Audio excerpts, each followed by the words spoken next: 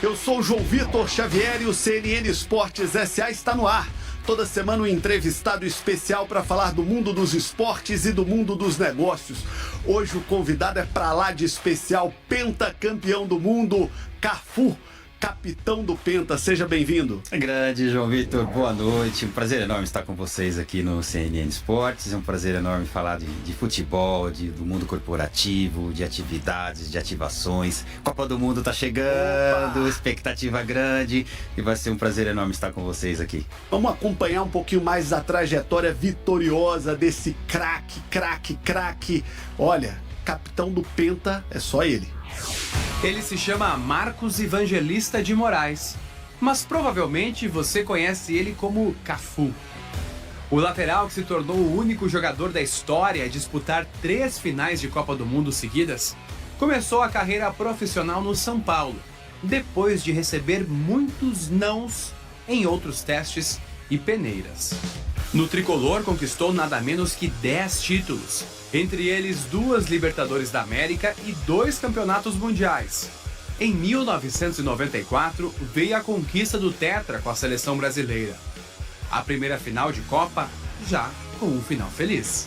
Depois de jogar pelo Zaragoza da Espanha, voltou ao Brasil e defendeu o Palmeiras. A passagem pelo Verdão também foi vitoriosa, com o título paulista de 1996. No ano seguinte, Cafu voltou para a Europa, onde também faria história. Pela Roma, foi campeão da Série A, o campeonato italiano. Durante esse período, chegou a mais de 2 finais de Copa com a amarelinha. E em 98, ficou com o vice. Mas 2002, veio a maior consagração. Cafu foi o capitão do Penta do Brasil. Em 2003, o lateral chegou ao Milan, que seria seu último time, por onde também deixou felicidades aos torcedores. Junto a um elenco estrelado, foi campeão em 6 campeonatos, entre eles o italiano e a Champions League, antes de se aposentar em 2008. Ô Cafu, quando a gente vê essa história, é coisa demais, né, cara? Você fez muita coisa, você ganhou muita coisa, você levantou muito caneco, hein? João, é muito gratificante, né? Você ver uma carreira e eu ver a minha carreira da maneira que foi, né? Eu, no começo da minha carreira, eu sofri bastante, mas quando eu vejo passando esses vídeos na televisão, que eu vejo a história que eu construí dentro do futebol ao longo do tempo, eu fico muito satisfeito, eu fico muito orgulhoso de tudo aquilo que eu fiz, né? Um menino simples, humilde, morador de periferia do Jardim Irene, acabei conquistando o mundo através daquilo que eu mais amo fazer, mais sei fazer, que é jogar futebol, né? Ser o único jogador na história a disputar 3 finais de Copa do Mundo consecutivas, realmente isso me enche de orgulho e me faz relembrar que tudo aquilo que eu fiz lá no começo, eu tô colhendo os frutos agora, vendo essas homenagens que vocês fizeram. Muito obrigado. Ô Cafu, e é uma coisa impressionante na sua trajetória, porque das 3 que você disputou seguidas, você ganhou 2 e chegou à final da outra. Uma coisa, assim, extraordinária, cara. 3 finais seguidas ganhando 2, cara. Olha, João, não é fácil, mas tem uma palavrinha-chave que eu gosto muito, que é o comprometimento. Se comprometer com aquilo que você faz e focar. Depois da primeira Copa do Mundo de 94, que eu era um reserva do Jorginho, que eu acabei jogando aquela final, porque eu me preparei para jogar aquela final, né? Tem uma frase que eu costumo falar, que é estejam preparados para as oportunidades, né? E a minha oportunidade chegou em plena Copa do Mundo de 94. Depois disso, quando o Jorginho se retirou, que eu comecei a trabalhar para que eu pudesse ser titular absoluto daquela posição e a possibilidade de ir a uma outra Copa do Mundo, que era no de 98, foi fantástico. Então eu comecei a trabalhar e vi que a minha oportunidade tinha chegado naquele momento. E aí a sua responsabilidade aumenta mais, porque você passa a não ser mais um coadjuvante e você é realmente um personagem principal de uma seleção que move o país, né? É uma seleção, um país com 220 milhões de pessoas e você está sendo aquele representante oficial. Então a sua responsabilidade passa a ser maior.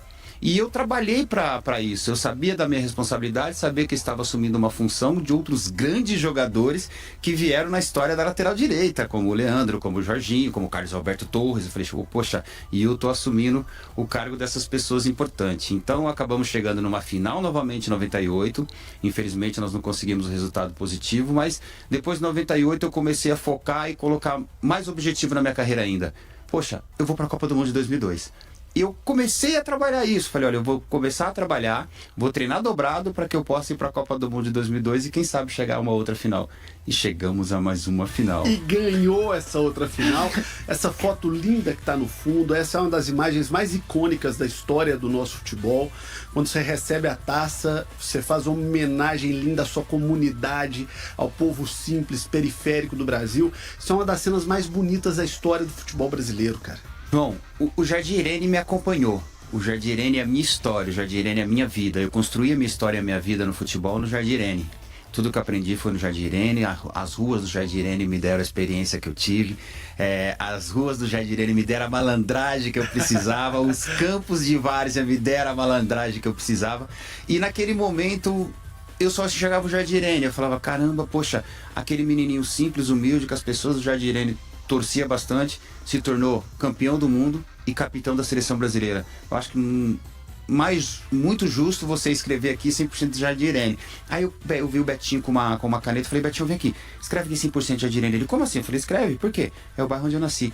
Eu acho que eles vão ficar felizes de verem que de onde o Marquinhos nasceu, que se transformou o Cafuringa, que com o tempo virou Cafu, se tornou campeão do mundo e capitão da seleção brasileira. Você falou dessa obstinação de nunca parar, de sempre focar, de sempre buscar mais. Você tem uma história muito bacana aí, que acho que é exemplo para garotada, para meninada, e é exemplo também para o mundo corporativo.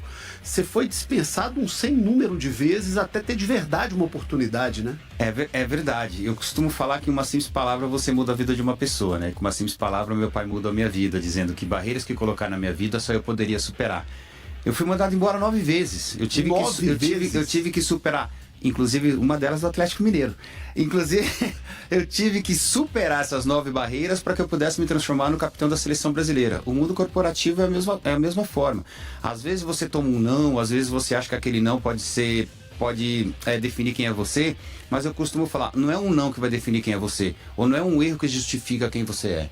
Então todos aqueles nãos que eu tomei lá no começo, que foram 9, gente, por 9 vezes as pessoas falaram que eu jamais seria um jogador de futebol, que eu não tinha condições de ser jogador de futebol, que eu era magro, que eu era baixo, que o meu cabelo era ruim, que eu não tinha tática, que eu não tinha técnica. Eles inventaram muitas desculpas. Eu lembro dos comentaristas pegando no seu pé que você não sabia cruzar, depois você virou um dos melhores passes e assistências do futebol mundial. E nem isso eu deixei me abalar também, porque se eu dependesse deles, até hoje eu não saberia cruzar. Imagine não sabendo cruzar. 150 jogos com a camisa da seleção brasileira, 170 convocações, 21 jogos de Copa do Mundo, o único jogador na história a disputar 3 finais de Copa do Mundo consecutivas e todos os títulos possíveis conquistados.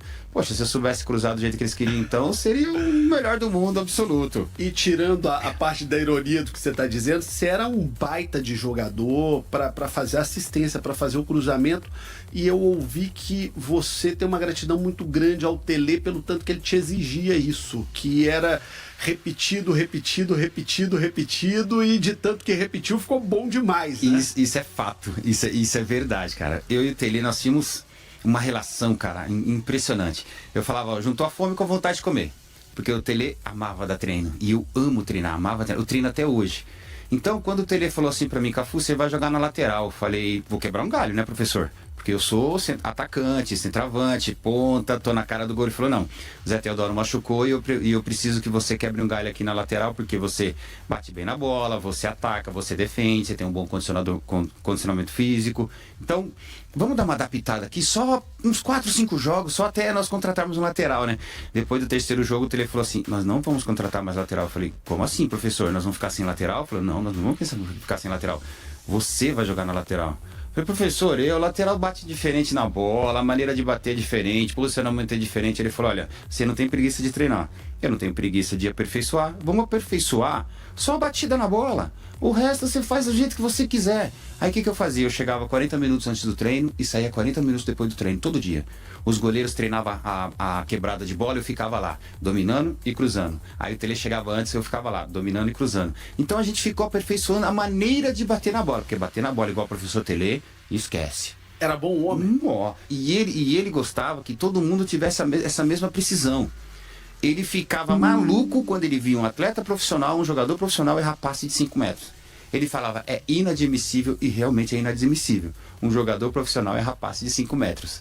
Você citou aí grandes laterais que o Brasil teve, Cafu, Jorginho, Daniel Alves, Daniel que veio depois de você, antes ainda Carlos Alberto, capitão, Leandro, Djalma, Júnior, grandes laterais.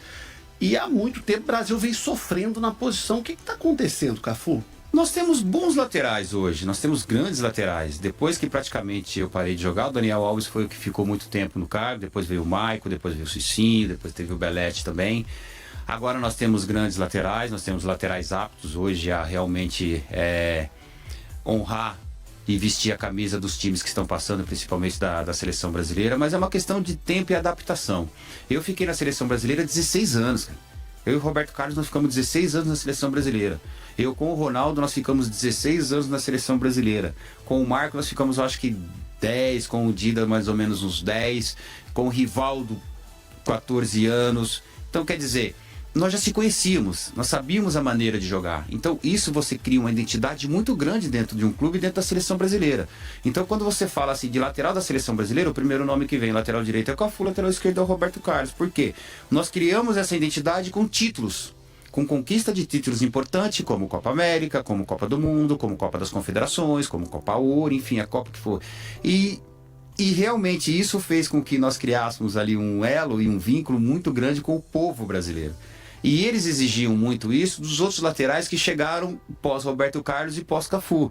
Então, quando não vem a conquista de um título importante como uma Copa do Mundo, esses laterais acabam sendo criticados. Mas não, são grandes laterais. São laterais hoje aptos realmente a disputar uma Copa do Mundo e até ganhar uma Copa do Mundo. Põe a foto de novo aqui no telão do nosso capitão com a taça da Copa do Mundo. Você foi o último capitão da seleção brasileira a ter esse privilégio, a ter essa honra que o Carlos Alberto Torres teve, que o Bellini teve, que o Mauro teve, o Dunga teve. Você foi o último a ter essa honra. O que está faltando para o Brasil ter alguém repetindo esse gesto? Talvez o Marquinho tenha agora em 2026. Gente, vamos seguir essa linha, cara. Você falou nomes que é impressionante, né? Mauro, Bellini, Carlos Alberto, Dunga, Cafu. A gente espera que o nosso próximo capitão, que tudo indica que seja o próprio Marquinho mesmo, possa fazer esse mesmo feito que nós fizemos, que outros capitães fizeram também. Ganhar uma Copa do Mundo não é fácil, João. Não é. Não é fácil ganhar uma Copa do Mundo. São 7 jogos que tudo pode acontecer. Eu costumo falar, depois da fase de classificação das oitavas em diante, é 100% de acertos, 100% de acerto e 0% de erro. Porque um erro pode jogar fora o trabalho de 4 anos. Às vezes até demais. Você falou aí de jogadores 10, 12, 14 anos na seleção, alguma vida fora. Uma vida fora. Então, eu acho que é um momento justo. É um bom momento. A seleção passou por uma turbulência muito grande durante esses 4 anos, depois dessa última Copa que nós tivemos, pela indefinição de um treinador, de definir uma base, de definir um elenco, de definir um time. Vamos definir agora, faltando praticamente 1 ano para a Copa do Mundo. Isso prejudica muito o trabalho do professor Ancelotti, porque eu conheço o Ancelotti, o trabalho do Ancelotti é o treinamento, é a repetição, é o dia a dia, é o tete a tete, é o mostrar para as pessoas a maneira com que ele quer jogar. Mas infelizmente ele não vai ter tempo disso, de fazer isso. Como ele tem jogadores experientes, se você pegar essa última convocação dele, ele convocou jogadores experientes. Tirando o Estevão, que é um jogador jovem, todos os outros são jogadores cascudos, que já jogam, são titulares absolutos nos seus clubes, são jogadores que já passaram por Copa do Mundo, jogadores que disputam campeonatos internacionais, e está formando uma seleção realmente com uma base apta a ganhar uma Copa do Mundo. O que você acha que o Ancelotti pode agregar à seleção brasileira e como é que você avalia, como ícone do nosso futebol, o Brasil ter optado por um estrangeiro na seleção? Agora é torcer. Torcer para que dê tudo certo com o professor Ancelotti. Por quê? Ele deu um up a mais. Ele deu uma perspectiva positiva a mais em relação à seleção brasileira. Ele fez com que o povo brasileiro acreditasse novamente na seleção brasileira. Pela bagagem, pelos títulos, pelas conquistas, por tudo aquilo que ele vem fazendo no futebol internacional e pela maneira com que ele trabalha. Já trabalhou com a maioria desses jogadores que vai estar com o professor Ancelotti nessa trajetória aí até a Copa do Mundo. Eu acho que o que faz a diferença nele é exatamente isso, é a experiência e a bagagem que ele tem em termos de lidar com jogadores. Copa do Mundo ele foi auxiliar acho que do Saque em 94, tem uma mini experiência em relação ao que é uma responsabilidade de uma Copa do Mundo, e eu tenho certeza que ele sabe o que é a responsabilidade de ser o treinador da seleção brasileira, uma das seleções mais exigentes e exigidas do mundo em termos de responsabilidade e conquista de títulos. Nós estamos aí a 24, vai completar agora 24 anos sem a conquista de um título, e o Ancelotti vem exatamente para quebrar esse paradigma e conseguir fazer com que o Brasil consiga conquistar esse tão inédito hexacampeonato. Me parece que é um cara que a boleirada respeita, né? O jogador tem muito disso. Ele sabe quem é grande, ele sabe quem é do tamanho dele, ele sabe quem é às vezes maior do que ele, né? E me parece que o Ancelotti ele passa esse sentimento para vocês que viveram em campo, para vocês que foram grandes jogadores em campo. Pô, esse cara aí não dá para eu bater de frente, esse aí, no mínimo, nós estamos do mesmo tamanho. João, pela primeira vez eu vejo que um treinador é mais falado do que os jogadores em uma seleção brasileira, como foi do Ancelotti agora. Criou-se uma expectativa muito grande na chegada do professor Ancelotti, mais do que os jogadores, e isso é fato inédito para nós, é fato inédito para todo mundo. Nunca aconteceu isso na história da seleção brasileira. Tamanho é o peso que o professor Ancelotti tem na seleção brasileira, e tamanha é a responsabilidade que ele tem também em dirigir uma seleção brasileira que é a única seleção pentacampeã mundial.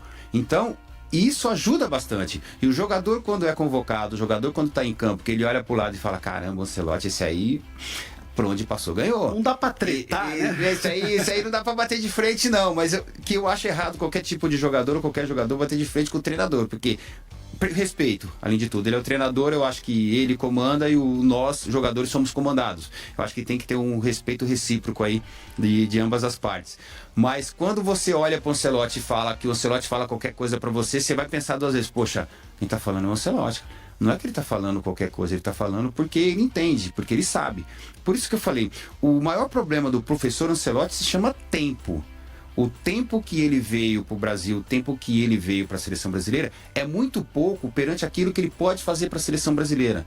O professor Ancelotti, ele gosta do treinamento, ele gosta do dia a dia, ele gosta da repetição, ele é muito repetitivo nas coisas que ele quer. A única maneira de você entender um posicionamento tático é você repetindo. E o Ancelotti é muito bom para isso, ele repete muito o treino, ele faz com que você entenda, ele te mostra: olha, faz dessa maneira que assim vai dar certo, só que ele não vai ter esse tempo na seleção brasileira. Nós temos aí 2 jogos aí das eliminatórias, né, que é Chile e Bolívia, e depois eu acho que sobra aí, não sei, uns 6 jogos amistosos até a Copa do Mundo, não sei se vão dar 6 jogos, se vão conseguir fazer 6 jogos, para que ele possa entrosar o time que ele quer. Então é montar uma base e ir com essa base até a Copa do Mundo. Mas quando você encara o Ancelotti, que você vê a convocação, ele fala assim: você vai fazer isso, que você olha para ele e fala: realmente eu vou ter que fazer isso, mister. O mister comandou o Milan, onde você jogava, timaço, você, Kaká, Dida, Serginho, Maldini, Nesta, e Stan, Shevchenko, o Costa, Shevchenko, Seedorf, o Clarice, né? O Inzaghi. Timaço, hein? Nossa, depois tinha o Rivaldo, Redondo, tinha muitos. E depois ele treinou aquele Real Madrid recentemente, também com uma legião de brasileiros. As notícias que temos é que ele gosta muito do estilo do jogador brasileiro, que ele gosta muito de trabalhar com o brasileiro. O que nem sempre acontece no futebol. Eu lembro do Van Gaal, por exemplo, que tirava o Rivaldo, que era o melhor jogador do mundo, de pirraça, porque o cara era brasileiro. Mas parece que o caso dele é um caso de muita sinergia, de muita empatia com o brasileiro, né? Ele tem sim essa empatia com brasileiros que trabalham. Ele conhece os brasileiros que trabalham, os brasileiros que não é preguiçoso, os brasileiros que vão lá e executam aquilo que ele quer, os brasileiros que vão lá feliz da vida por estar ali jogando futebol, tentando entender o que ele quer. Ele é um cara muito humano, ele é um paizão, ele é um irmão, ele é um amigo, mas ele é um cara muito correto. Ele tem o estilo de jogo dele e você tem que se enquadrar dentro do estilo de jogo do Ancelotti. Disciplina. Se você não for disciplinado, se não treinar, se você não estiver pronto para o momento que ele precisar, ele não vai te colocar. O Ancelotti é assim. Se treinar, eu tô te vendo a semana inteira. Se não treinou, a possibilidade de você jogar é 0. Treina e fica pronto. A decisão de jogar, ele fala, é minha. E tem razão. Nós temos que estar pronto para qualquer momento, para qualquer hora. O Cafu, quando a gente pensa numa seleção brasileira para o ano que vem e na seleção brasileira do Ancelotti, você conhece ele tão bem, você que jogou com ele, como é que você espera o Brasil jogando no ano que vem? Um Brasil tomando poucos gols e um Brasil ofensivamente jogando com muita diversidade, sem dúvida nenhuma. Por quê? O Ancelotti, ele prioriza a defesa. Ele sabe que o meio para frente dele é um bom ataque, é um ataque excelente. Ele vai procurar ali entrosar, fazer com que os meninos... Ele dá muita liberdade para os nossos atacantes. Ele nunca prendeu atacante. Ele fala, do meio para frente a liberdade é de vocês, mas desde que jogue com o conjunto. Desde que o que tiver melhor naquele momento pode resolver uma partida. O que nós estávamos sofrendo antes? Com a nossa defesa, infelizmente. Tomando gols que nós não tomaríamos. O gol contra a Croácia, eu estava lá na Copa do Catar, uma coisa impressionante, o Brasil ganhando no jogo de 1-0, final do jogo, ali é para liquidar o jogo, matar e pegar a Argentina. E aí o Brasil perde uma bola no campo de ataque, toma um contra-ataque no final do jogo, ganhando o jogo, né? Com o Ancelotti isso não vai acontecer. Eu garanto para vocês. Como ele, isso não vai acontecer. Olha, eu trabalhei com ele 5 anos, cara. Nosso time tomava pouquíssimos gols. E não é que não atacava, hein? Mas uma zaga que tinha Cafu, Maldini, Neste, Serginho do outro lado. O Dida no gol, ia tomar gol de quem? Não, mas nossos times atacava. Eu e o Serginho, nós, Serginho, bom pro ataque, mas priorizava também a parte defensiva. Eu acho que se nós ajeitarmos realmente a nossa parte defensiva, a parte ofensiva nossa, a criatividade dos nossos jogadores é incrível. Você pega o próprio Estevão, que é um menino, é um jovem que tá... Moleque bom tá demais. Tá voando. E eu tenho certeza que esse menino vai brilhar no Mundial. Ele vai brilhar na Copa do Mundo, cara. Porque personalidade, já chegou no Chelsea, já não tá nem aí pra cara feia, chegou jogando, fazer gol, cara. Nós temos o Vini que tá voando, nós temos o próprio Rafinha que tá voando, o João Pedro que chegou tá voando, o Richarlison que voltou também a fazer gol. Nós temos aqui no Brasil o Pedro também que tá voando, que é um grande atacante. Caio Jorge agora que tá arrebentando, artilheiro do Campeonato Brasileiro. Então, quer dizer, na seleção agora, e na seleção convocada. Então, nós temos do meio pra frente, nós temos sim grandes jogadores. É uma questão de entrosamento. Se nós entrosarmos esses jogadores e der um padrão de jogo para essa seleção, 2026 nós temos grande chance de ganhar essa Copa do Mundo. Ô, Cafu, você viu o que nós dois fizemos aqui? O quê? Nós falamos de vários grandes jogadores e não citamos Neymar. É porque ele não foi convocado. Mas aí é o que eu te pergunto. Você, com a experiência que você tem, com a vivência que você tem, o que você espera do Neymar para a Copa do Mundo? Dá pra gente ter a expectativa de um Neymar em alto nível, decisivo, de um Neymar protagonista na Copa do Mundo? É o que nós mais queremos. João, de verdade, é o que nós mais queremos. Cara, o talento que esse menino tem é impressionante. Tecnicamente, é indiscutível a qualidade técnica do Neymar. Agora, precisa ver se ele vai chegar bem fisicamente até a Copa do Mundo. Porque se o Neymar chegar bem fisicamente até a Copa do Mundo, cara, é um reforço para a seleção brasileira indispensável. Mas ele precisa estar bem, precisa estar no mesmo ritmo dos outros meninos, precisa estar com vontade, precisa querer.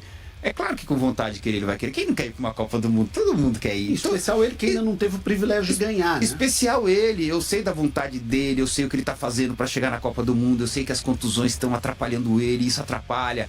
Às vezes a gente quer mostrar e aí você acaba se contundindo e isso acaba reprimindo um pouco ele, mas Neymar, você é o Neymar, cara.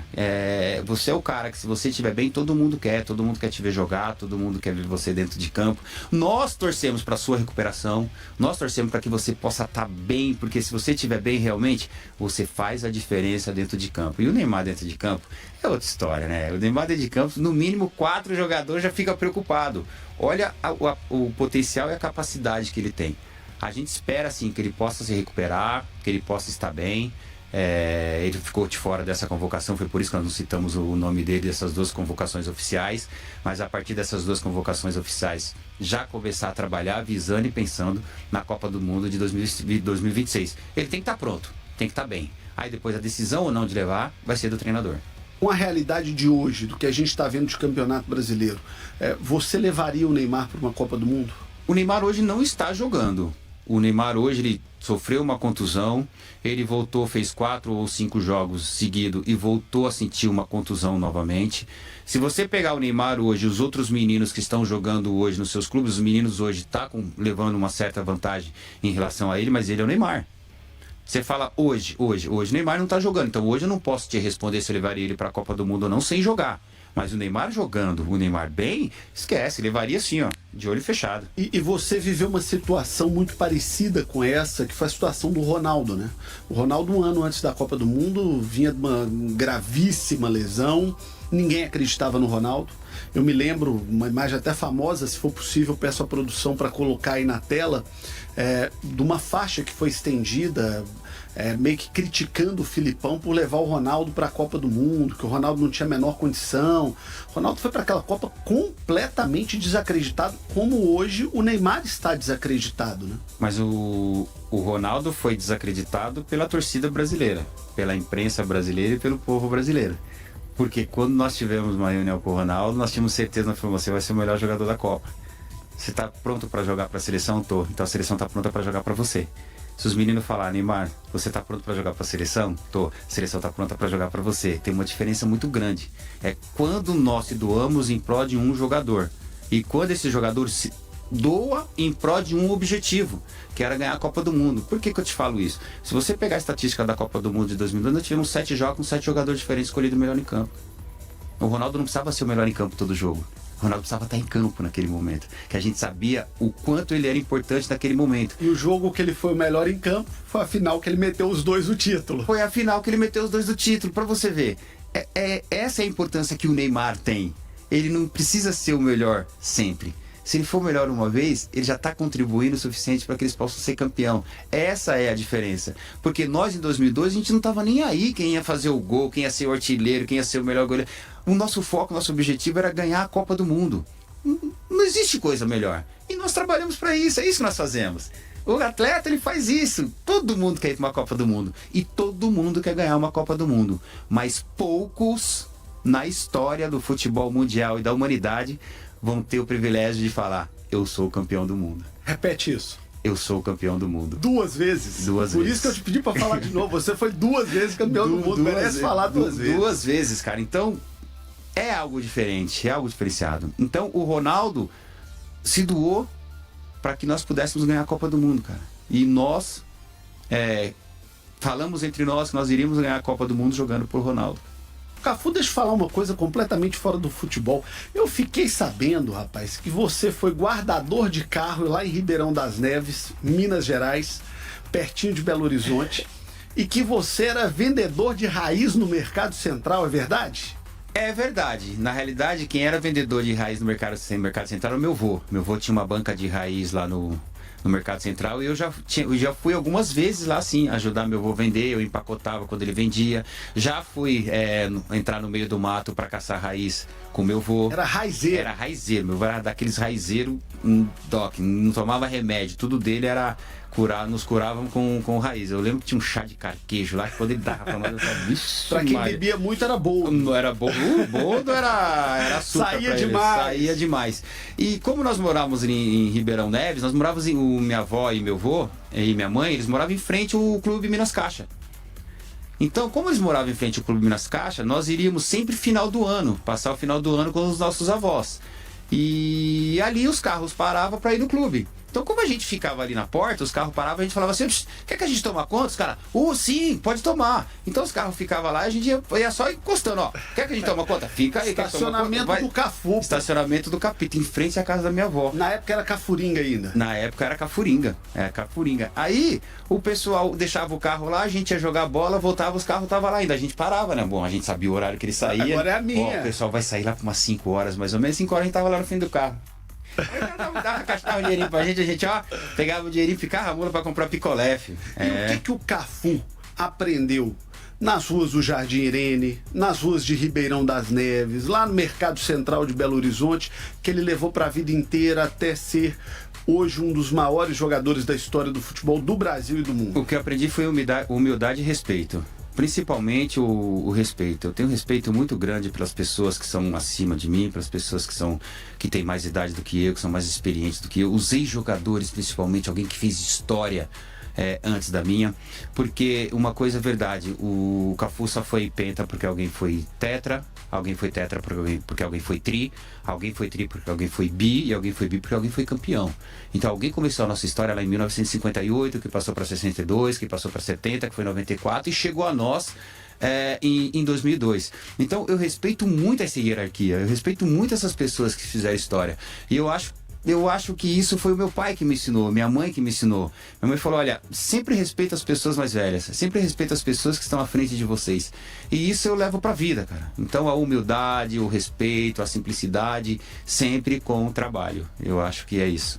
Muita gente critica essa geração atual do futebol, que os meninos já começam a ganhar dinheiro muito novos, aí muda o cabelo, muda a roupa, mete o fone. Hoje o jogador é diferente do jogador da sua época. Eu era repórter de campo, por exemplo, cobri a Copa de 2006, quando você jogou, e ali era um acesso muito fácil com grandes jogadores, com grandes craques do futebol mundial. E hoje o futebol está um pouco diferente, o jogador está mais distante, e muita gente acha que o jogador brasileiro perdeu um pouquinho dessa humildade que você disse. Você acha que isso aconteceu ou também estão pegando muito no pé dessa molecada que está aí? Não, eu acho que isso não aconteceu, mas o futebol teve uma revolução muito grande, uma transformação muito grande. Antigamente nós tínhamos realmente esse contato direto, isso é fato, porque eu vou falar o que eu vivi.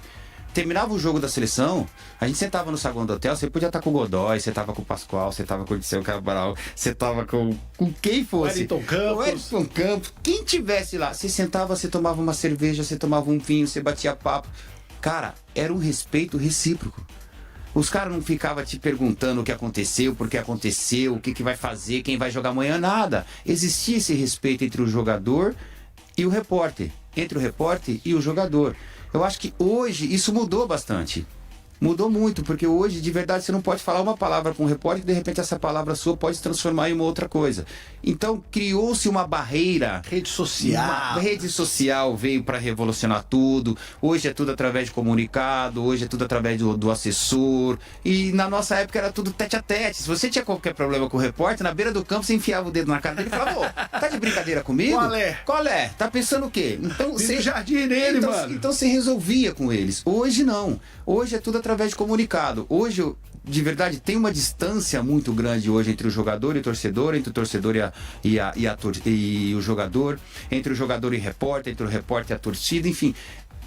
Tá muito espaçado, não existe mais aquele contato legal que existia, mas isso é culpa de todo mundo, não é culpa só do jogador. O jogador continua com a sua humildade, o jogador continua trabalhando, mas infelizmente a tecnologia chegou, os comunicados chegaram, os WhatsApps estão aí, as comunicações estão aí, os empresários estão aí, e isso afastou um pouco mais o jogador do torcedor e dos próprios repórteres. O Cafu, hoje você cumpre uma missão muito bacana, você é embaixador da FIFA para o futebol mundial, você roda o mundo fazendo filantropia, visitando projetos sociais, falando do futebol. Conta um pouquinho dessa rotina e dessa história pós-futebol do Cafu como um embaixador do futebol mundial. Eu costumo falar, pendurando a chuteira e colocando gravata, né? É fantástico. Eu fui embaixador do Catar para a Copa do Mundo, né? De 2022. Eu tô com 2002 e 2006 na cabeça. Eu fui embaixador do Catar, né, para a Copa do Mundo de 2022. O vídeo do avião da empresa do Catar que levava para a Copa do Mundo era o Cafu. Então, eu que estava naquela propaganda já falando do mundo corporativo, né? Eu me engajei nesse outro lado do mundo corporativo, né? Nós fizemos um trabalho de 6 anos na Copa do Mundo do Catar. Foram 6 anos levando visibilidade do Catar para o mundo inteiro, trazendo o Catar para o Brasil, levando o Brasil para o Catar, fazendo com que o Catar realmente acolhesse o povo do mundo inteiro para suas tradições, para suas culturas, para tudo aquilo que tinha de bom no Catar. E hoje você se dedica muito a isso, né? Você é um homem do mundo corporativo, para palestras, para eventos. Como é que tá esse dia a dia? Nossa, o meu dia a dia tá fantástico. Eu tava dando uma olhada na minha agenda, praticamente até fevereiro do ano que vem, é uma agenda que tá bem bem completa, com bastante trabalho. Hoje eu sou palestrante, dou muita palestra, faço muita palestra corporativa. O foco da nossa palestra é liderança, com comprometimento, foco, mas principalmente quando se fala de liderar e de liderança. E o nome da palestra é Quem Ousa Vence. Opa! E porque realmente, para você vencer, você tem que ser ousado, senão você acaba não vencendo. Então, eu vim para esse lado corporativo porque eu vi que era um nicho que realmente tinha uma carência muito grande de pessoas que realmente fizeram história, que pudesse expor sua história para outras pessoas. Uma história de um jogador vencedor, uma história de um menino que tinha um sonho, esse sonho se tornou uma realidade, porque o que eu falo, o que me difere das outras crianças de periferia, pobre, negro, as periferias não têm estrutura nenhuma cultural, sociocultural, educacional, esportiva, nenhuma, mas eu venci. Eu venci porque eu sabia o que eu queria. Eu sabia o que eu queria, e o que eu queria era ser um jogador de futebol. Eu acho que é isso que é o que a diferença, o que faz a diferença entre as outras pessoas, é saber o que você quer.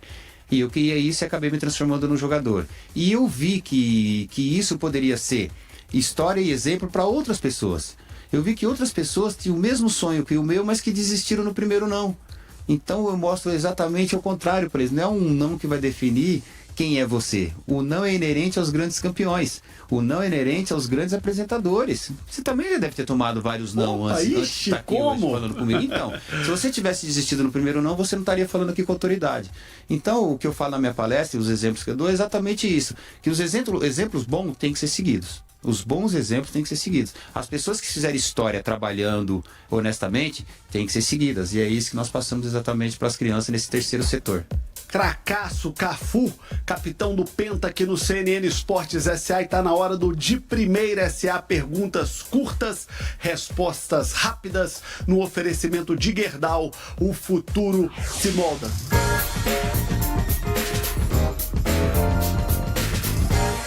Preparado? Preparadíssimo. Sempre preparado. Sempre preparado. Treinei 32 dias esperando a oportunidade. Ganhar a Champions ou a Libertadores? A Champions. Por quê? É uma das principais, a maior competição depois da Copa do Mundo. Qual que foi a derrota mais dolorosa que você teve?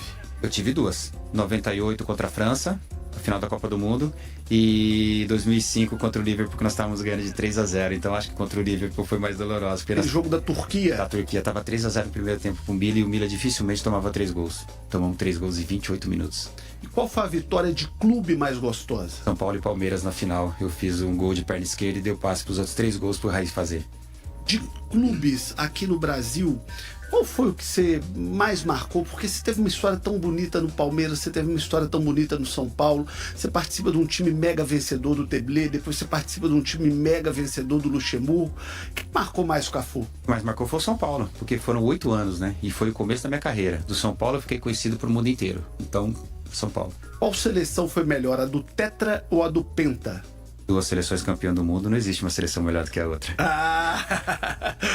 Ô Cafu, qual foi o técnico mais marcante na sua trajetória? Tele Santana, sem dúvida. O Tele. Cara, o Tele era uma figura. É uma figura. Muitas pessoas falam do Tele, mas o relacionamento que eu tive com o Tele foi impressionante. Ele me marcou bastante. Pra fechar, como é que é ter o sorriso mais agradável e mais simpático do futebol mundial, rapaz? Sei lá, eu sou um cara feliz, eu conquistei tudo que eu conquistei, o futebol me deu tudo que eu tenho, cara, eu acho que o sorriso faz parte do meu DNA, e quando você fala, poxa, Cafu, obrigado que você transformou minha vida, o meu sorriso vem aqui atrás, porque realmente nós temos o poder de transformar vidas. Eu vou te dizer, você transformou a minha vida. Em 2004, eu estava em Milão, pela Rádio Itatiaia, e eu tinha prometido para o meu chefe, Emanuel Carneiro, que eu ia fazer uma entrevista com você. E eu não estava conseguindo. O Leonardo, que foi seu companheiro de seleção e que depois foi dirigente do Milan, me ajudou. Eu consegui te entrevistar. Você era o capitão, há 2 anos havia conquistado o título mundial, e aquela entrevista mudou minha vida. Então, muito obrigado, você mudou minha vida. Que isso, João, eu que agradeço. Eu quase joguei um jogo da Copa Itatiaia, viu? Só pra você ficar sabendo. É mesmo, rapaz? O que faltou pra você jogar a Copa Itatiaia? Eu era muito pequeno, meu tio não deixou eu jogar, porque meu tio jogou a Copa Itatiaia, tio Verso, né? E aí ele me levou pra um jogo, eu falei, tio, eu quero jogar. Ele falou, olhou para um lado, olhou pros caras e falou, não, ele é muito pequeno. Quase joguei o jogo da Copa Itatiaia, viu, gente? A Copa Itatiaia revelou Márcio Rezende de Freitas, que foi árbitro de Copa do Mundo. Poderia ter revelado Cafu. Tá vendo? Bruno Henrique foi revelado lá. Cerezo jogou por lá. Cerezo. Faltou o Cafu, rapaz. Quase, o Capita quase foi. Quase joguei um joguinho da Copa Itatiaia. Ó, mas eu tenho certeza que você ainda tá em forma. Você é meu convidado pra jogar na próxima. Opa, vambora. Com o maior prazer. E ó, detalhe. O único gol na história que o João fez foi usando uma chuteira que eu dei pra ele, ó. Há muitos anos atrás, ele ganhou uma chuteira minha de um primo meu lá de BH e foi o único gol que ele fez nessa. Também com aquela chuteira era fácil, né? A chuteira abençoada do fácil, né? Ó, Essa ele não conta pra ninguém, né? mas agora tá sendo contada a história da voz do capitão do Penta. Eu já tenho história pra contar no futebol. Se eu fosse você, deixava aquela chuteira agora no público e não usava nunca mais. Você acha que eu fiz o quê? Tá guardada, tá no meu museu de relíquias do futebol, capitão. Pô, que legal. Obrigado, cara. Prazerzão te reencontrar. Obrigado por tudo. Sou seu fã. Sua história é extraordinária. Você é motivação pra todo mundo. Obrigado. Eu que agradeço e boa noite a todos e boa sorte à seleção brasileira em 2026 com chance de ganhar o título. O capitão do Penta, Cafu, aqui no CNN Esportes SA. Até o próximo domingo. Obrigado, um abraço e até lá.